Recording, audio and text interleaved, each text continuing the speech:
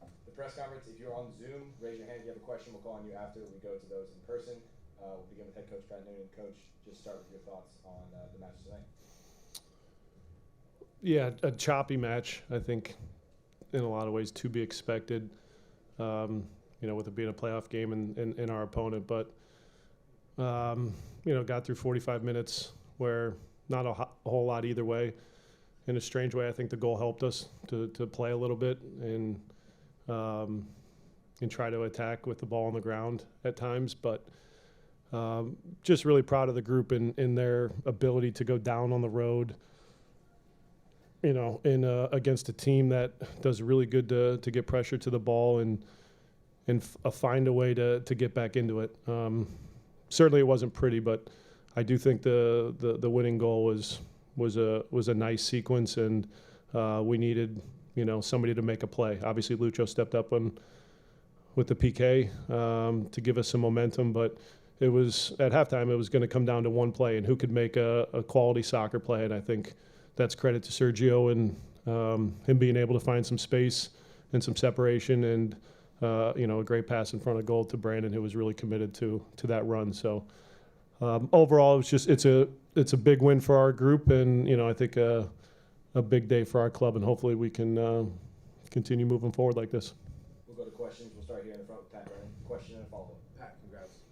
Thank you. I'd like to ask you about the Sergio substitution. Mm-hmm. By that moment in the match, it seemed like it might have been a little bit earlier than maybe he'd appeared in the past. Yeah. And obviously replaced a big player in Brenner. Right. What was your hope? I mean, your hope Yeah. is obvious, but can you just walk us through the decision-making there? Yeah, there was some risk when we're down a goal and how early we make these changes, and there was a lot of dialogue of, how can we change the game but still have fresh legs if we're able to find the equalizer and if it goes into extra time. But I just think we needed a physical presence along the back line. With Brenner, he does so well to find the ball at his feet and move the ball the right ways. The ball wasn't on the ground a whole lot, and it was a lot of duels and I thought Sergio could come in and help us. We as a staff thought Sergio could come in and help us with some of the more direct play when we were under pressure and helping us with those challenges. And then if we were able to find some success, he could also, as you see, have the power to stay with the same play and run behind. And so that was the idea there, with just the physicality of the game in the back line. And the way Brandon plays the game, the way New York plays him, it's just, I wouldn't say he had a bad day. It's just hard for him to get into these games against New York sometimes, but he's there at the very end to make Right. the deciding goal. How impressive is that for you, especially someone his age? Well, he can find different ways to impact the game if it's not just scoring a goal. I think he just battles the right way for us when we need it. And the 3 games that we've faced up against Red Bull this year, we've needed that, and it hasn't always been perfect because they have a physical back line, guys that are good in the air, that release off the line. And so if you don't have the composure with the ball, you at least at a minimum need to find ways to battle. And so he did that. And credit to the ability to also make a play in front of goal. I think all of these matchups have been tough for our front three, but it's also a playoff game. You're not going to get 5, 6, 7 chances, open looks. It's going to come down to, can you make the most out of one moment? And he did that. We've got a little favor here in front. You guys had the goal taken away. Can you kind of just walk us through some of the emotions of the game, just that moment, and then what was this like just for you to see this game out? Right. Well, I think that the goal that was called back was kind of indicative of a lot of what we've experienced this year.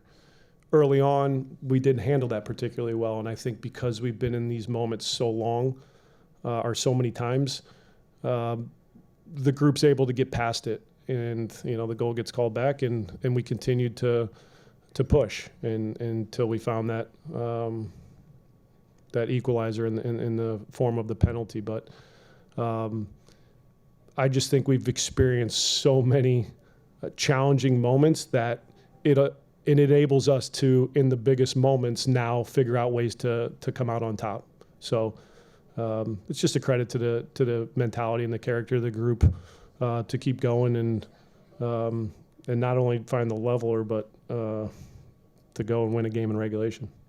You guys have struggled to close out games at times. Why do you think that wasn't the case today? Is that something that you've kind of seen improvement in as you guys have gotten into these meaningful games?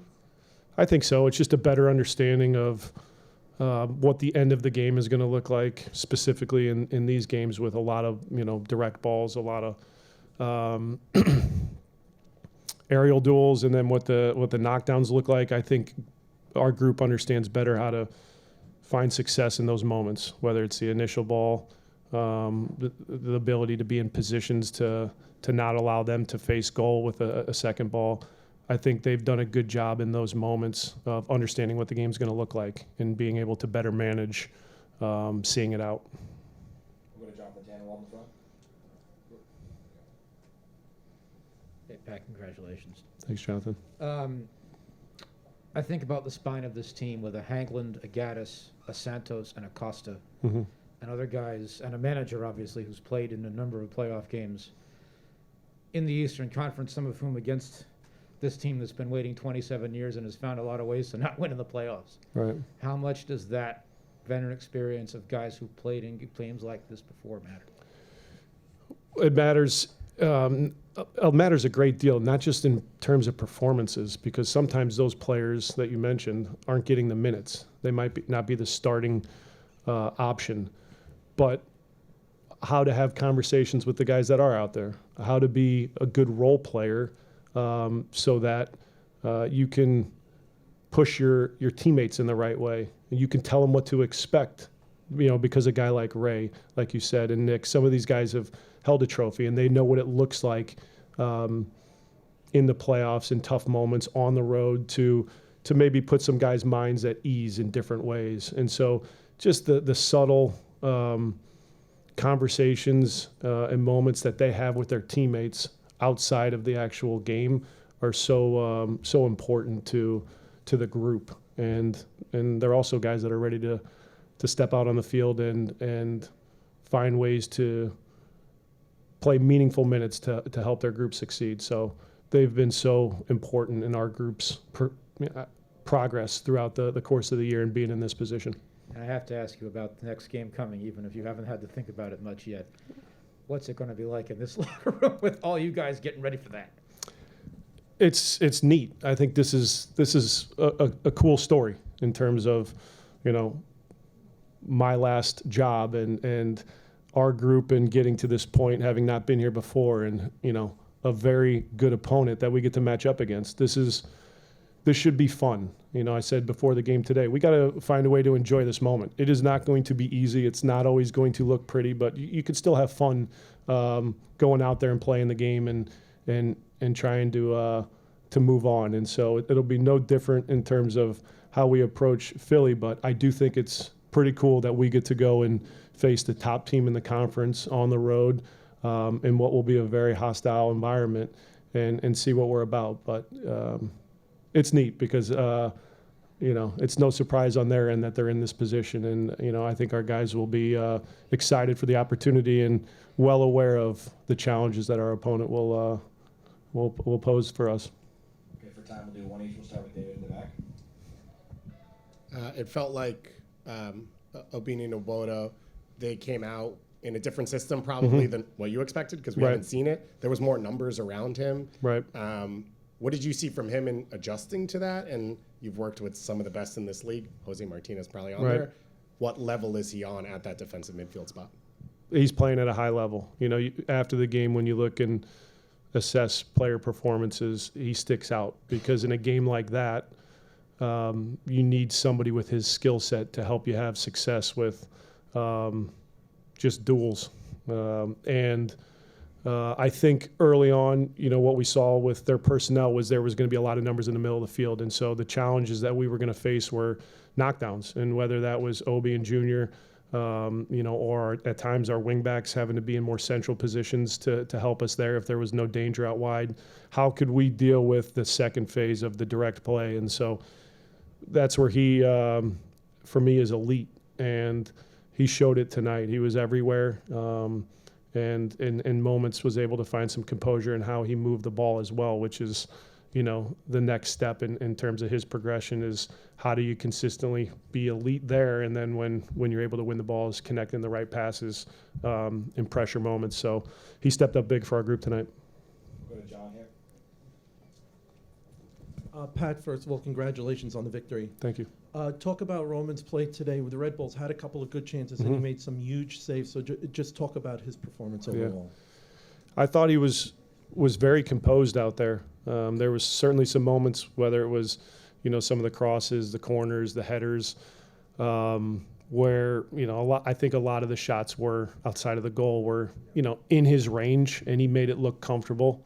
So I think his teammates could sense that. You could sense that from the sideline that there was a good composure in his performance. A couple moments with balls behind, with, you know, can we hear your voice? Are you communicating to your back line of balls that you think can get through? I think there was too many, you know, moments, and too many being 2 or 3, where the communication could have been better as far as, you know, is this a ball that he can come for, or does our center backs have to deal with it? So that's still something that, you know, I think we can get better with, and he will get better with. But overall, he had the composure of a goalkeeper that looked like they had been in this situation before.